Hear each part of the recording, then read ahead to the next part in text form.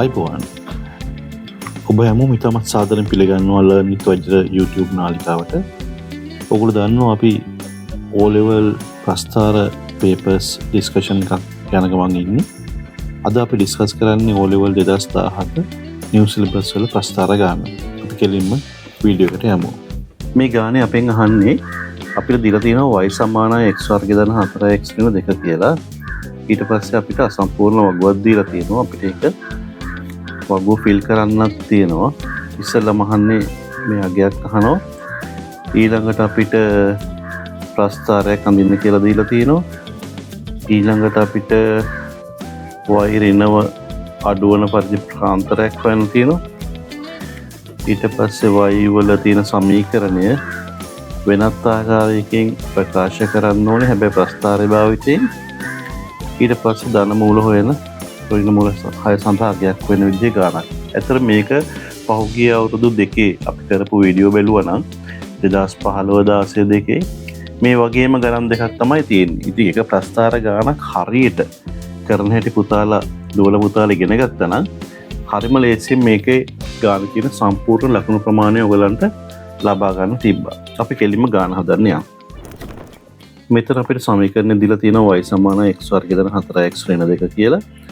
x ඍණ 2 වෙනකොට y වල අගය අහන්න. ඉතින් හරිම සරල ආදේශ කිරීමක් තියෙන්නේ. අපි කරමු y සමානයි x වර්ග වෙනකොට මම ඍණ 2 දානවා.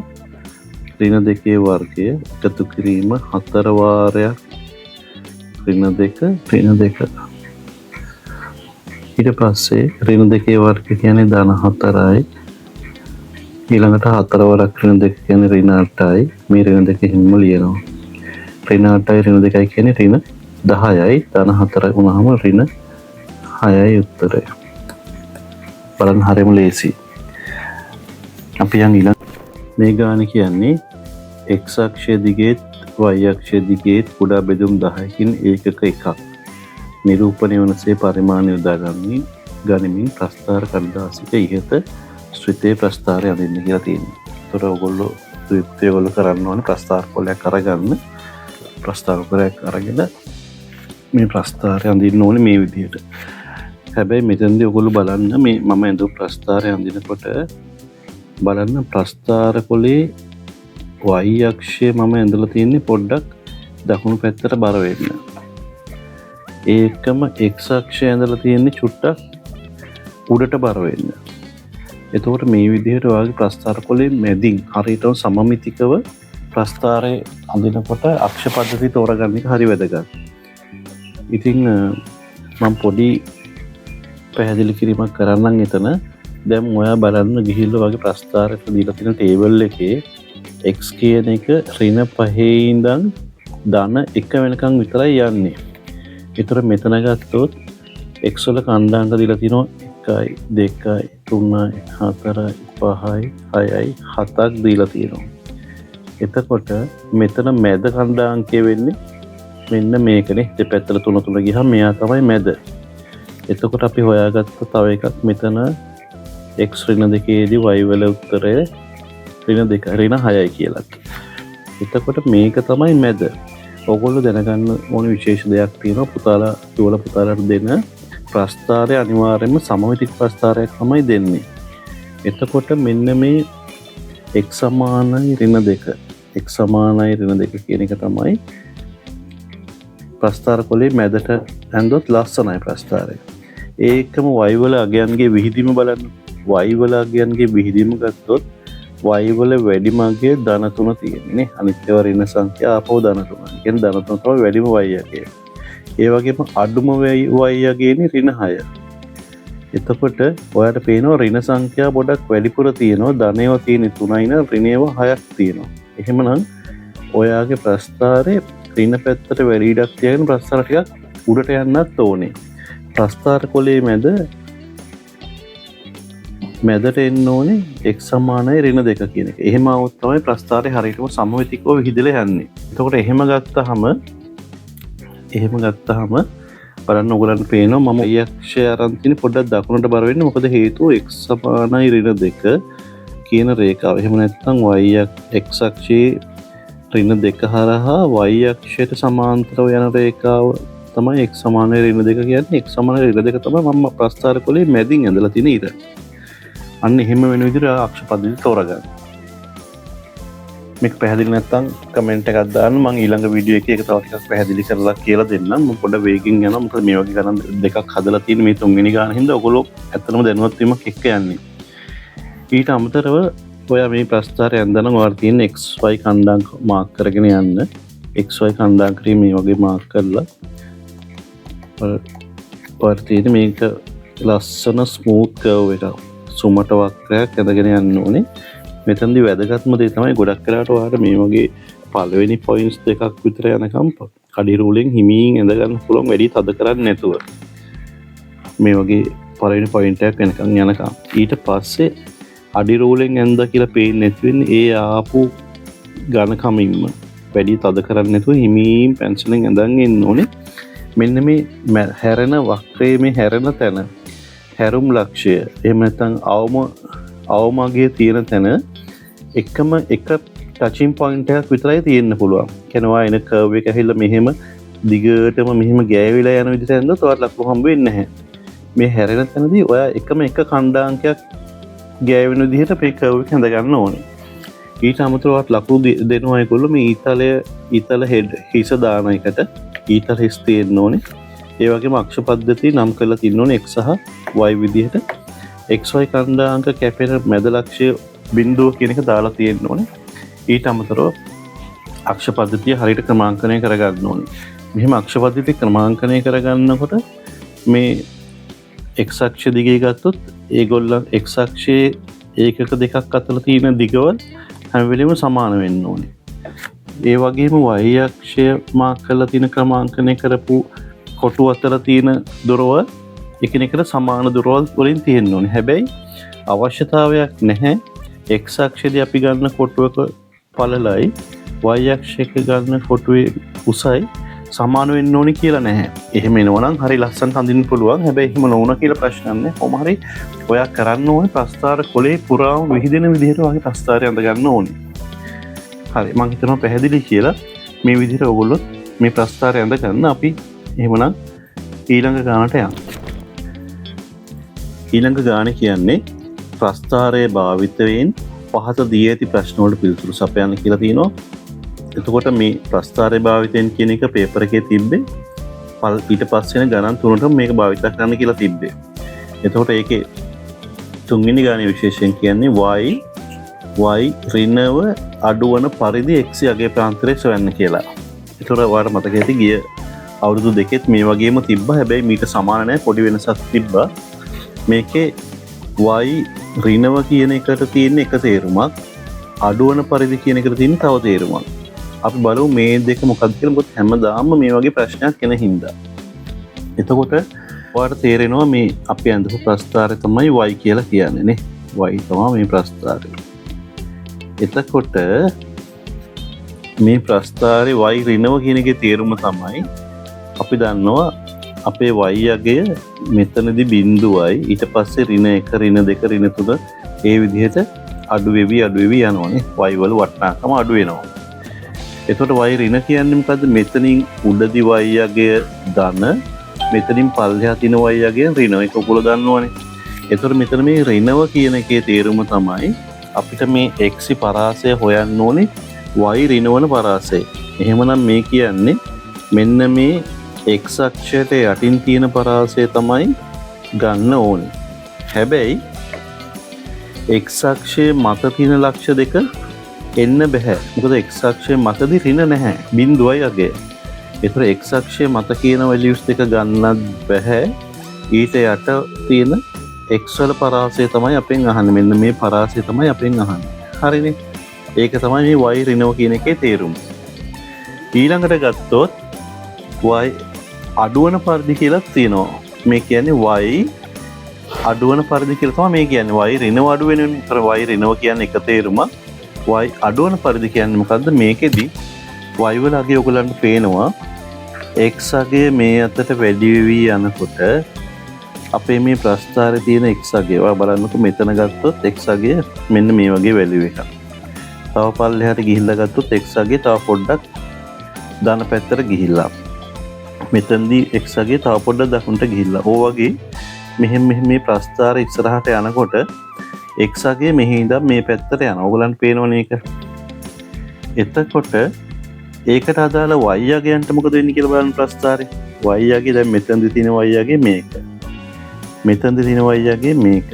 එන්න y අගේ මොකද වෙන්නේ? අඩු වෙවි යනවා නේ. පේනව නේද ඔයගලන්ට? මෙහෙම එනවා. එහිලා මෙන්න මෙතනට වෙනකන් y අගේ අඩු වෙනවා. ඊට පස්සේ මෙතනින් පස්සේ මොකද වෙන්නේ?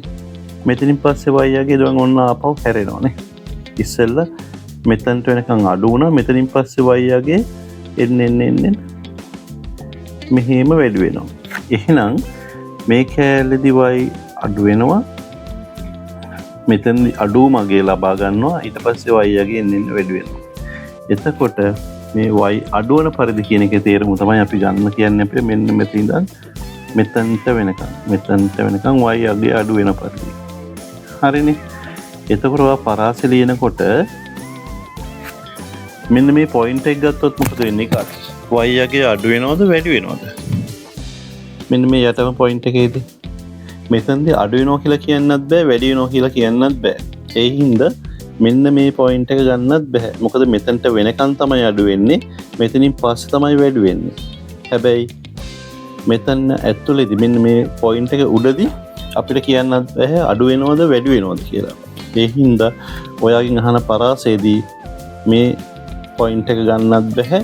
මේ පොයින්ට් එක ගන්නත් බෑ. හැබැයි මේ පොයින්ට් දෙකම ගන්න බැරි වුණාට මෙන්න මේ අගය ලබා ගන්න x වල පරාසය ලියන්න ඕනේ. එතකොට මෙන්න මෙතන ඉඳන් මෙන්න මේ පරාසය තමයි ලියන්න කියන්නේ. මම හිතනවා පැහැදිලි කියලා. අපි කෙලිම උත්තරේ ලියමු. මෙතන ඔයගොල්ලෝ ප්‍රස්ථාරය හරියටම ඇඳගත්තා නම් දුවේ පුතේ. ඔයගොල්ලන්ට උත්තරේ එන්නේ x වල පරාසය කියලා. x ඉස්සෙල්ලම x මෙතනදී අපි ගත්තොත් මේ ලක්ෂයේදී x වලගේ ඍණ 2යි නේ. එතකොට x වලගේ ඍණ 2ට වඩා අඩු වෙන්න ඕනේ. මෙතන ඍණ 2ට වඩා අඩු වෙන්න ඕනේ. අනිත් පැත්තේදී බලන්න. අනිත් පැත්තේදී මෙන්න මෙතන ඛණ්ඩාංකය. මෙන්න මෙතන කැපෙන තැන ඛණ්ඩාංකය ගත්තොත් මේ ඛණ්ඩාංකයන්නේ 4.4යි. හැබැයි ඍණ 4.4යි. හැබැයි ඔයගොල්ලෝ අඳින්නේ අර කොටුවක් 10ට බෙදූ ප්‍රස්ථාරයෙන් හින්දා මේ අඳින කොටුවකදී ඔයාට එක කොටුවක වැරද්දක් වෙන්න පුළුවන්. ඒ හින්දා අපි මේ වගේ හරියටම මේ කැපෙන තැන හරියටම පොයින්ට් එකකින් කැපෙන්නේ නැති තැන්වලදී අපි උත්තරේට ධන හෝ ඍණ 0.1 කියලා කියනවා. මොකද එක කොටුවක් කියන්නේ චූටි එක කොටුවක් කියන්නේ 0.1. ඒ හින්දා ඔයාට වැරද්දක් වෙනවා නම් එරර් එකක් තියෙන්න පුළුවන් මේක ඇතුලේ ධන හෝ ඍණ 0.1. ඒ හින්දා මෙතන උත්තරේ ලියනකොට පාස් පේපර් එකේ බලාපොරොත්තු වෙන ඔයා මෙන්න මෙහිමයි ලියන්න ඕනේ 4.4 කියලා ලියලා වරහණක් ඇතුලේ ධන හෝ ඍණ 0.1 කියලා ලියනවා නම්. ඒතර ඔයා මේ විදිහට උත්තරේ ලිව්වා නම් ඔයාට සම්පූර්ණ ලකුණු හම්බ වෙනවා. අපි යන් ඊළඟ කොටසට.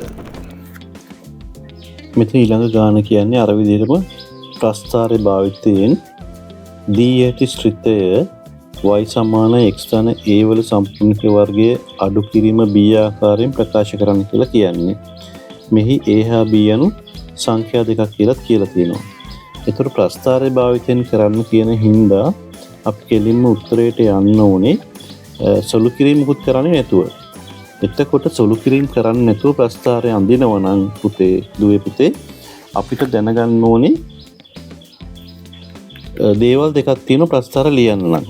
ඒකේ පළවෙනි එක තමයි ප්‍රස්ථාරයේ අවම අගේ. දැන් මේක අවම හැඩයක් තියෙන ප්‍රස්ථාරයක් කියලා අපි දන්නවනේ. ප්‍රස්ථාරයේ අවම ලක්ෂයේ ඛණ්ඩාංකය දැනගන්න ඕනේ. අවම ලක්ෂයේ ඛණ්ඩාංකය දැනගන්න ඕනේ. අපි බලමු මේක ප්‍රස්ථාරයට ගිහිල්ලා. ඊට අමතරව ප්‍රස්ථාරයේ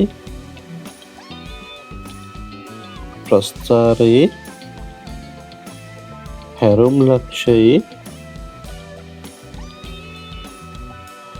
දී තියෙන හැඩය දැනගන්නත් ඕනේ.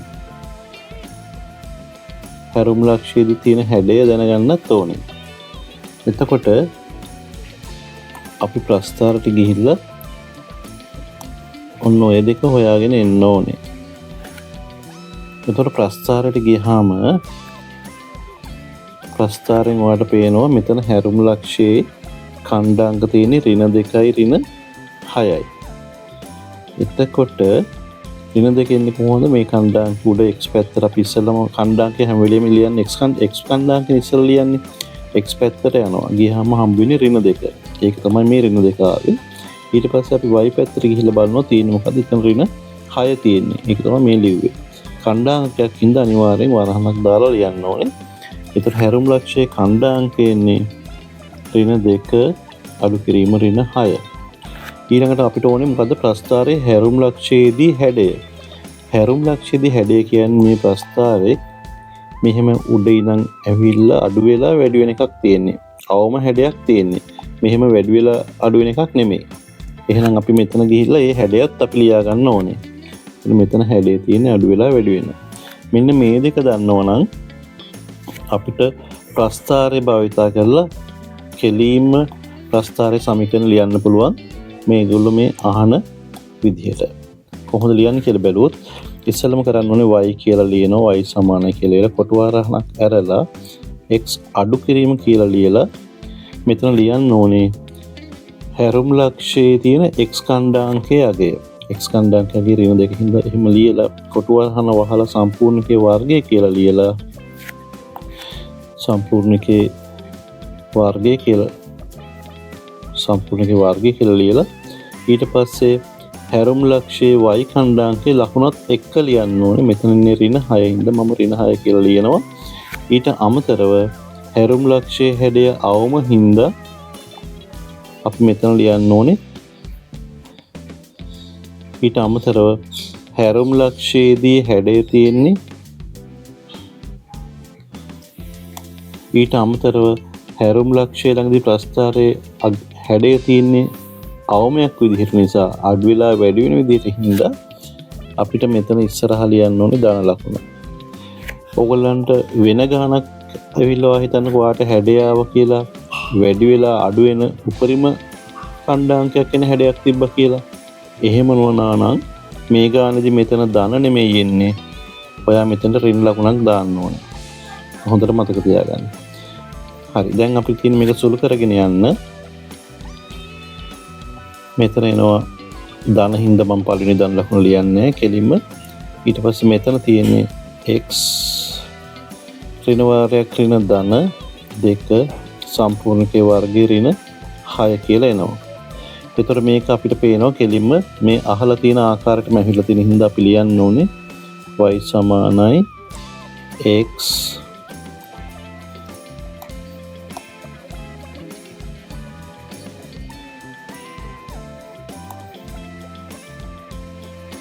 මෙතනද ලියන්න ඕනේ y සමානයි x එකතු කිරීම a වල සම්පූර්ණකයේ වර්ගය අඩු කිරීම b ආකාරයේ වේ කියලා ලියන්න ඕනේ. එතකොට තවද කියලා ලියන්න ඕනේ තවද මෙහි a වලගේ සමානයි කීයද? a වලගේ 2 වෙනවා. b වලගේ කීයද? b වලගේ ඍණ 6ද? නැහැ. මෙතන b වලගේ ඍණ 6 නෙමෙයි. b වලගේ මෙතන ඍණ තියෙන හින්දා මෙතන ඍණ තියෙන හින්දා b වෙනුවට අපි ලියලා තියෙන්නේ 6 කියන එක. ඒ හින්දා අපි ලියන්න ඕනේ b වල අගය 6යි කියලා. ඔන්න ඔහොම ලිව්වනම් ඔයගලන්ට සම්පූර්ණ ලකුණ හම්බ වෙනවා. මම හිතනවා පැහැදිලි කියලා. අපි ඊළඟ ගන්න. මේ ගාන කියන්නේ මේකත් තියෙන්නේ ප්‍රස්ථාරයේ භාවිතයෙන් කියලා. x වර්ගය ධන 4x ඍණ 2 සමානයි බිඳුව සමීකරණයෙහි ධන මූලය පළමුණු දශම ස්ථානවල හොයන්නලු. ඒක තමයි පළවෙනියට කියන්නේ. ඊළඟට කියනවා එමගින් මූල 6 සඳහා ආසන්නකයක් සොයන්න කියලා කියනවා. එතකොට අපි දන්නවා අපිට දුන්න සමීකරණය මොකද්ද? ඉස්සෙල්ලම අපිට දුන්නේ y සමානයි x වර්ගය ධන 4x අඩු කිරීම 2 කියලා. එතකොට මෙයා කියන්නේ මොකද්ද? මෙයා කියනවා x වර්ගය දන 4x ඍණ 2 සමානයි බිඳුව සමීකරණය ගැන කියනවා මෙතනනේ. එතකොට අපි මෙතන මේ දකුණු පැත්තේ තියෙන මොකද්ද x වර්ගය දන 4x ඍණ 2. එතකොට ඒක බිඳුවයි කියන්නේ අපිට පේනවා x වර්ගය දන 4x ඍණ 2 සමානයි බිඳුව විට අපි මේක එක කියලා ගත්තොත් උඩ සමීකරණේ එකෙහි ආදේශ කරොත් අපිට එනවා මොකද්ද y සමානයි කියලා මේ x වර්ගය දන 4x ඍණ 2 වෙනකොට අපිට දාන්න පුළුවන් බිඳුවනේ y සමානයි බිඳුවේ කියලා ලියන්න පුළුවන්. එහෙනම් මේ කියන්නේ මොකද්ද අපිට දුන්න සමීකරණයේ තමයි y කියන්නේ ඒකේ y යගේ බිඳුව වෙනවලු මෙන්න මේ කියන අවස්ථාවේ සම්පූර්ණ වෙනකොට මේ තියෙන අවස්ථාවේ සම්පූර්ණ වෙනකොට x වර්ග දන 4x ඍණ 2 කියන එක බිඳුව වෙනකොට y බිඳුව වෙනවා y බිඳුව වෙනකොට මොකද වෙන්නේ සමීකරණයේ අපි අඳපු ප්‍රස්ථාරයට ගියාම අපට පේනවා මේ ප්‍රස්ථාරයේ y සමානයි බිඳුව කියන්නේ x අක්ෂයට නේ ඔයගලන්ට මතකයිනේ y සමානයි බිඳුව කියන්නේ x අක්ෂයට x සමානයි බිඳුව කියන්නේ y අක්ෂයට. ඒතර ඒක y සමානයි බිඳුව වෙනවා කියන්නේ මේ කතා කරන්නේ මේ සමීකරණය සහ මේ y සමානයි බිඳුව විදිහට හැදෙන මෙන්න මේ ඛණ්ඩාංක දෙක ගැන තමයි කියන්නේ. එතකොට සමීකරණයක මූල කිව්වහම සමීකරණයක මූල කියන්නේ මොකක්ද කියලා ඔයගොල්ලෝ දන්නවද? සමීකරණයක මූල කියන්නේ අපි අඳින ප්‍රස්ථාරයේ y සමානයි බිඳුව රේඛාවත් එක්ක කැපෙන තැන් දෙකේ තියෙන ඛණ්ඩාංක දෙක තමයි මූල කියන්නේ. එහෙම නැත්නම් අපි අඳපු ප්‍රස්ථාරය x අක්ෂයේ කපන තැන් දෙකේ අගයන් වලට තමයි මූල කියලා කියන්නේ. එතකොට එයා අපෙන් අහන්නේ මොකද්ද? අපෙන් අහන්නේ මෙන්න මේ සමීකරණය මෙහෙම වෙනකොට, ඒ කියන්නේ y සමානයි බිඳුව වෙනකොට තියෙන ධන මූලය විතරයි අහන්නේ. අපි ප්‍රස්ථාරයට ගියොත් ඔයගලන්ට පේනවා මෙතන ප්‍රස්ථාරයේ මෙතනදී අපිට ආව ඍණ 4.4. හැබැයි මේක ඍණ හින්දා ඒ පැත්තේ දින එකට කියන්නේ ඍණ මූලය කියලා. අපෙන් අහන්නේ ධන මූලයනේ මෙන්න මෙතන උත්තරේ තමයි ඕනේ. අපි මේ ඛණ්ඩාංකේ කියලා මොකද්ද කියලා ලිව්වොත් මෙතන එන්නේ මොකද්ද 0.4 අර විදිහටම ධන හෝ ඍණ 0.1 කියලා එනවා.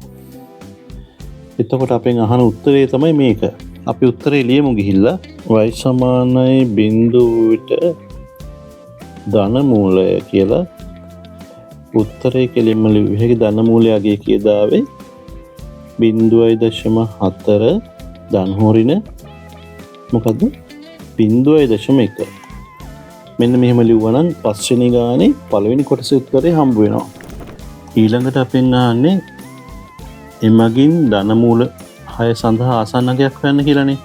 ඒතොර මේකෙදී අපි කරන්න ඕනේ විදිහ තමයි අපි දැන් ඉස්සෙල්ලා ලිව්වනේ සමීකරණය ඔයගලන්ට මතකද? ඊට ඉස්සෙල්ලා කොටසේ අපි ලිව්වා y වෙනුවට උත්තරයක්. අපි ලිව්වා y කියන්නේ x ධන දෙකේ සම්පූර්ණක වර්ගයේ ඍණ 6 කියලා. අන්න ඒක ගිහිල්ලා මෙතන ලියා ගන්න ඕනේ. මොකක්ද දෙන්නේ? y සමානයි x ධන දෙකේ සම්පූර්ණකයේ වර්ගයේ ඍණ 6යි. එතකොට y සමානයි බිඳුව විට x සමානයි 0.4 ධන හෝ ඍණ 0.1 කියලා අපි ලිව්වනේ. එතකොට මේක අපි වරහණක තමයි ලිව්වේ. අපි උත්තරය බිඳුව සමීකරණයට අපි ලියාගමු නමක් දාගමු 2 කියලා. අපි මෙන්න මේ ආපු උත්තර දෙක ගිහිල්ලා මෙන්න මේ සමීකරණය ආදේශ කරලා ලියමු බලන්න කොහොමද වෙන්නේ. y වෙනුවට දානවා බිඳුව සමානයි කියලා දානවා. x වෙනුවට දානවා 0.4. මෙතන එකතු කිරීම 2 සම්පූර්ණකයේ වර්ගය අඩු කිරීම 6යි. ඔහොම ලියන්න පුළුවන් නේ. මේ වැලියු එක මම මෙතන ආදේශ කරන්න ගියේ නැහැ. මොකද හේතුව මේක සමීකරණي ගොඩාක් දිග් වෙන හින්දා. එතකොට මේක සුළු කරොත් එහෙම අපිට පේනවා මෙන්න මෙහෙම උත්තරයක් එනවා. අපිට එනවා මෙන්න මේ 6 අපිට මේ පැත්තට ගිහලා ලිව්වොත් අපිට එනවා 6 සමානයි කියලා මේ වරහණ සුළු කරාම එනවා 2.4 සම්පූර්ණකයේ වර්ගය කියලා. අපි දෙපැත්තම වර්ගමූල ගත්තොත් අපිට එනවා වර්ගමූල 6 කියන එක සමානයි කියලා 2.4ට. හරිනේ. එතකොට මෙතනදී අපිට ධන හෝ ඍණාගයන් දෙකම එන්න පුළුවන් වර්ගමූලයක් ගන්නකොට. හැබැයි අපි දන්නවා මූල 6 කියන එක හැම වෙලෙම ධනාගයක් වෙන්න ඕනේ. මොකද වර්ගමූල ලකුණ ඇතුලේ ධන ඉලක්කමක් આવත් උත්තරේ අනිවාර්යෙන් ධන. ඒ හින්දා අපිට කෙලිම කියන්න පුළුවන් මේ මූල 6ට මේ අපිට උඩා උත්තර දෙකෙන් ඍණ 2.4 වෙන්න බෑ කියලා ලියන්න පුළුවන් අපිට. එහෙනම් හරි උත්තරේ කෙලිම මූල 6 අගය 2.4 වෙන්න ඕනේ. හැබැයි මේක ඇතුලේ අපි දන්නවා ධන හෝ ඍණ 0.1ක එරර් එකක් තියෙන්න පුළුවන් කියලා. ඒ හින්දා උත්තරේ මෙන්න මේ විදිහට ලියලා ඉරි දෙකක් ගැහුවා නම් ඔයාලට සම්පූර්ණ ලකුණ හම්බ වෙනවා. මම හිතනවා මේ ගාන ක්ලියර් කියලා. එතකොට ඒ කරපු කොටසත් එක්ක මේ ගාන සම්පූර්ණයෙන්ම හදලා ඉවර වෙනවා. ඉතින් වෙන්න විදිහටම ඔයගොල්ලෝ මේ වීඩියෝ එකෙන් ප්‍රයෝජනයක් ගත්තා නම් දුවේ ඔයගොල්ලන් ලයික් එකක් දාන්න. ඒකම ඔයගොල්ලන්ගේ යාළුවන්ට මේ වීඩියෝ එක ෂෙයා කරන්න. අපේ channel එක මේ විදිහට කරන වීඩියෝස් ටිකටම ඔයගොල්ලන් ලබා ගන්න subscribe කරලා bell එකන ඔබලා තියාගන්න. එතකොට අපි දාන වීඩියෝ එක ඔයගොල්ලන්ට notifications එනවා ටක් ගාලා බලා ගන්න පුළුවන්. එහෙනම් මම හිතනවා ඔයගොල්ලන්ට මේක ගොඩක් ප්‍රයෝජනවත් වෙන්න ඇති කියලා. අපි අද වැඩසටහන නවත්තනවා. බොහොම ස්තුතියි.